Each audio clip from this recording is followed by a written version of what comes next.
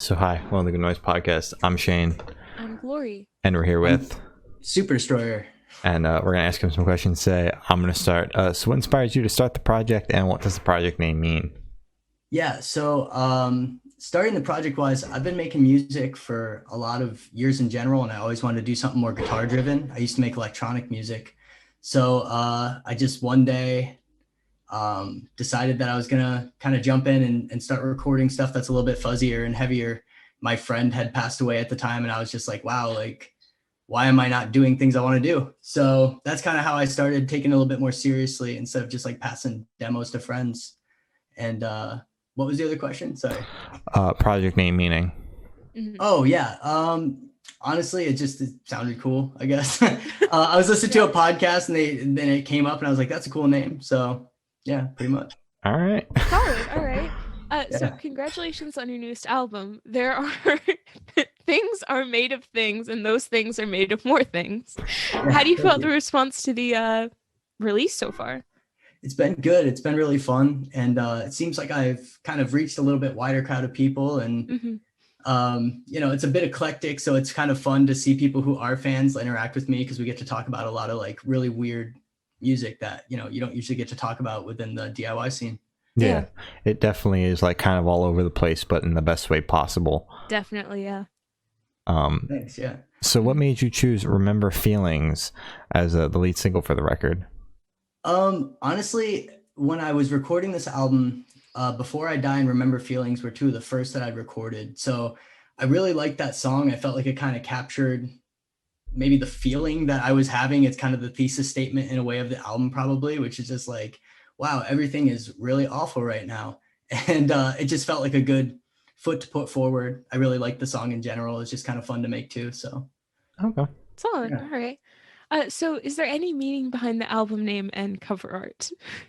The cover art is actually, so when I first started doing Super Destroyer, it was really me releasing demos to try to convince my friends that they should join my band and we could Okay. all be Super Destroyer. Mhm. So I released an EP called Friends, and that picture I had found when I moved in to a house with a bunch of my friends. The previous owner had just like left it, and I was like, hey, can I have this? Can I use this for something? And they were like, yeah, I don't care. So I thought the picture was cool, and I ended up deleting the EP and taking some of those old demos down because I've been re-recording stuff. Mhm. So I really wanted to use that. So I was like, well, I talked to Lonnie, who does my album artwork, and had Lonnie kind of jazz it up with like bright colors and stuff. And it seemed like a striking image and kind of, I don't know, it kind of felt like, again, just like it captured chaos and kind of that weird feeling that accompanies the album, I think. Definitely. As far as the album title itself goes, I was watching a video on like quantum mechanics, and it was just like, no matter what they were talking about, they just zoom in and there was something else that this thing is Yeah. always made out of, and I just like, Ugh. I'm really fascinated with that idea of kind of like the micro and the macro and how things like mirror themselves and everything is always composed of something else. And like this past year has just really made me think about, the way we're all kind of just compiling into these different categories and groups, and like everything is kind of made of all these other things that we're always trying to juggle. And I don't know, it just felt like it fit. Yeah. Yeah. So It's a lot when you think about it. So Makes your head hurt. Yeah. exactly. I finally just forgot about it, and then you explaining that, I was like, "Oh God!" Glory's gonna be Yeah. convinced. That's going to keep Glory up tonight. Yeah. yeah, I'm sorry. No, it's okay. She's gonna be bad for the rest of the week. Exhausted. won't be able to Oh my keep her head up. So can you tell me a little bit about your writing process for this album? Yeah, so I only recently kind of leaned into this more eclectic sound. I've always kind of had it, but I tried to keep it more self-contained from like EP to EP. Mhm. And I finally kind of switched over and was like, I just kind of want to do it all together. I started doing some more longer form projects with very short songs. And so when I recorded Home Movies or Time Travel, which was kind of like my first LP within the style, Yeah. I actually started recording this album at the same time. So I recorded some of these songs within a week of that other album. And it was really just kind of like spurring out of kind of just, I was still feeling really creative. Quarantine had just started. So it was still like in that phase where it wasn't like dark and depressing yet. Totally. Yeah. You kind of were figuring out what to do with your time. And I just kind of started recording this album. And again, it started with basically Before I Die and Remember Feelings. And I just kind of started documenting how I felt over a certain period of time. Okay. And it just kind of felt like it kind of progressed from there. So I just almost treat it like a journal, I guess. Yeah, I was gonna say like a time capsule journal type thing. Which is actually what home movies was too, really. It was kind of this idea, actually, and what's coming after Such Joy, which I'm having mixed and mastered now. They're all kind of function in that way of capturing like these moments in time, like a journal. Yeah. Yeah, that's so sick. I love that. I love that a lot. Yeah, thanks. Yeah, it's in the instrumentals are where I always start. So like I try to capture how I'm feeling first through the instrumental, and then kind of try to put my thoughts to it. Which it's been really fun to do it that way. I think I'm gonna maybe keep that process. Actually, I might Definitely. So yeah, that's so cool. So you just try to capture your emotions in just the instruments first. Yeah. So in my real life, I actually study basically I use linguistics. I study linguistics for other purposes related to like sociological research and things like that. And so I'm really interested in contexts always, kind of the the larger situations that define a moment that we find ourselves in at any given time. And I kind of view writing music in a similar way of kind of like so much of how we convey anything obviously is going to be dictated by the sound that we create. And so I've been trying to write songs by kind of capture maybe what I don't know how to put into words and then figure out how to attach the words to it. So I don't know. It really makes the writing process, like, especially lyrically, it just kind of like clicks in my brain really quickly. So yeah. That's amazing. I love that. I love that a lot. All right. Thanks. Yeah. Of course. So can you tell me your favorite lyric and the meaning behind it off of this album? Let's think. My favorite lyric.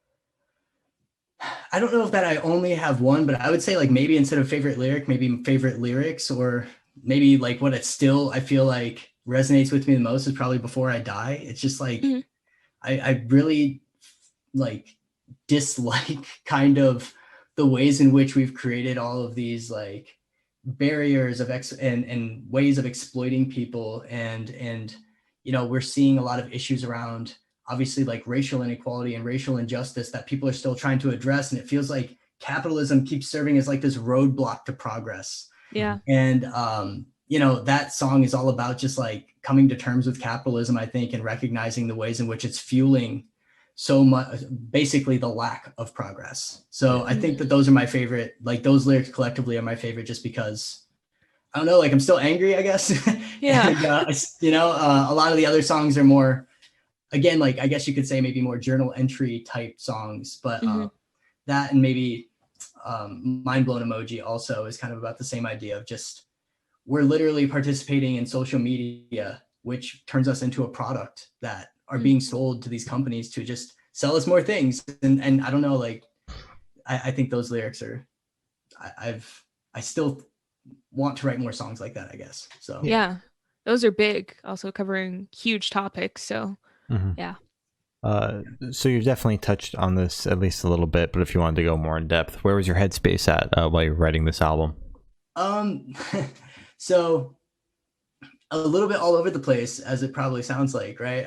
It's kind of it's a chaotic kind of negative album with some maybe positive sorts of observations and couched within it. But unlike Home Movies, which was very much about like me feeling really appreciative of like the good things in my life, recognizing how bad everything had kind of turned, this was me starting to like, I think, fixate more on the bad or the frustrating, or, and we're like watching society just like fail around us. And I was thinking about the ways in which like that failure at that like structural level, is affecting the sort of interpersonal relationships that I hold. So I was just kind of like, I guess, being reflective on how miserable I was because of how miserable, everything is, and probably will remain until we start fixing our problems. Yeah. So, yeah.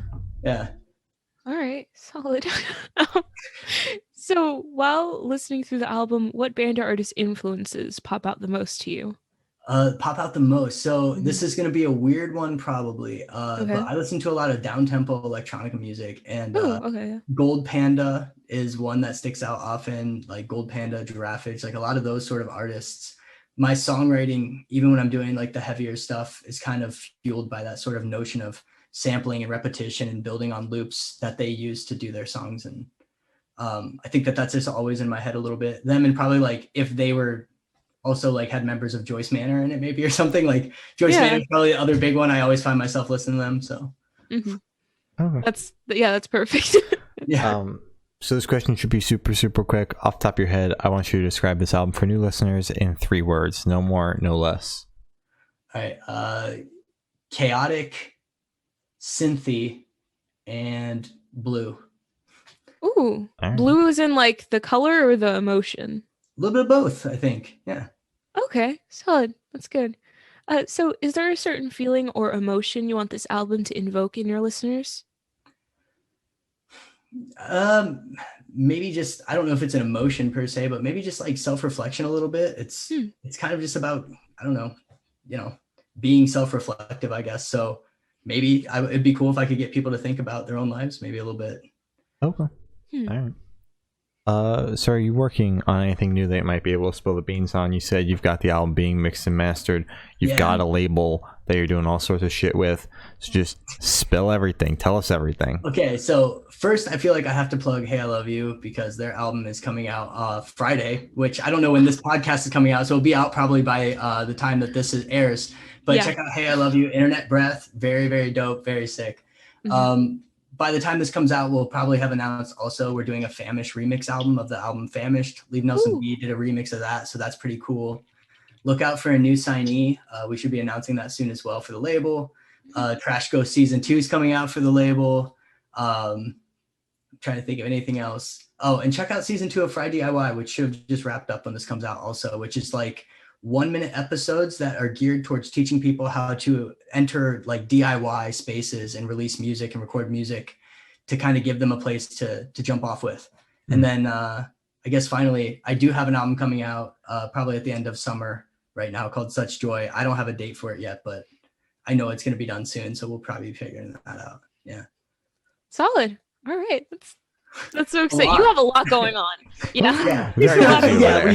We stay busy. And what's crazy is Shane, who's the other owner of the label, and he records his Father of the Year. Like we do like all of the editing for like all of our shows. Oh so my God. And a lot of like we make Fry DIY ourselves. The two of us produce and make everything for that, record everything. And then like all the podcasts and stuff. Yeah, we edit all that stuff. So it's been like, we've learned a lot of skills over the past year, like Photoshop and video editing. It's been kind of fun, but yeah, busy. Very busy. I can't even imagine. Oh my God. Okay. But yeah, cool albums coming out. And definitely for real, like I know you two have listened to Hey I Love You because you interviewed Hey I Love You. Yeah. But for people who don't know Hey I Love You, like please go check them out. They're going to be your favorite band. Definitely 100%. Yeah. Oh my God. So where do you see your project in the next 5 years? I guess I don't think about it that long term. Every time I'm like, do I want to keep doing this or not? And then I always like record another album. So I guess the answer is yes. Yeah. I mean, running the label is becoming a bigger responsibility. It seems like we keep picking up steam and more responsibility and like more things to do, which is good.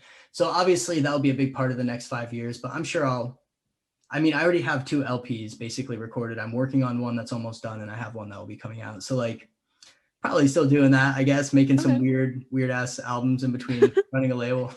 All right. Yeah. In between balancing everything you're doing. God. So for the last couple questions, we're going to shift away from music and go straight to death row. Boom. Okay. So if you're on death row, what would your last meal be with a drink? Oh no. Wow. That is so difficult. I would say the drink would probably be a Coca-Cola because I don't drink alcohol and like I really do love Coke. Let's see. Food wise, I know I'd have to have some sort of like triple chocolate brownie, like ice cream or something in the mix. Yeah. I know that for sure. As far as like the actual meal goes, I don't know. I feel like the comfort would really be in like the dessert. So I'd probably just like focus on that. Honestly, if it's my last meal. All right. So just like a tub of ice cream. Yeah. Like triple chocolate ice cream, like Ben and Jerry's, like brownie swirl ice cream or whatever that is, something like that. Yeah. Yeah. So that's a good way to go. Definitely. I feel like, yeah, might as well. Exactly. So if you could live in one fictional world for a week, where would you live? Oh no. Oh wow, that's a really hard question. It is. A fictional world. Mm-hmm. I'm trying to think of like okay, so this is like, I don't even like this movie, okay, like at all. But Avatar's actual world seems so sick, right? So like, I would not like, I don't care about the movie, but the universe that like they reside within looks awesome. I would love to go there. How do you not like the movie? I don't know. It just I just felt like it was overhyped when it came out. I saw it when it actually came out, and so like everybody made such a big deal about it that I think by the time I saw it, I was like, oh yeah. I mean, it was fine, you know. But the imagery in it is gorgeous, and I would definitely love to go hang out there. Yeah, That's fair. That's fair. I respect it. So I have the honor of asking the last question, and every single person we've spoken to have said that it is the most important question. What's your favorite color? Oh, blue for sure. Yeah, I thought so. Yeah, blue. Specific shade of blue. Is it your ski mask blue or something else? Actually, it probably is my ski mask blue. To be honest with you, like I really like vibrant, like crayon box blue colors. Yeah, like blue crayon color blue. Yeah. All right. solid. So as I said, that's all the questions we have to say. Is there anything that you would like to plug? I mean, I kind of already did it, but again, I guess check out Lonely Ghost Records. Our website is lonelyghostrecords.com. Easy to find. You can follow us on socials at Lonely Ghost Rex, I think on Twitter and Instagram. We do some giveaways here and there. We do a lot of shows, and we have a lot of really cool bands. So, you know, also feel free to DM us and hit us up and like ask for advice or whatever. We do a lot of that too. Oh yeah. It's so wholesome. Well, thank you for sitting out with us. This has been Super Destroyer, and we're the Good Noise podcast.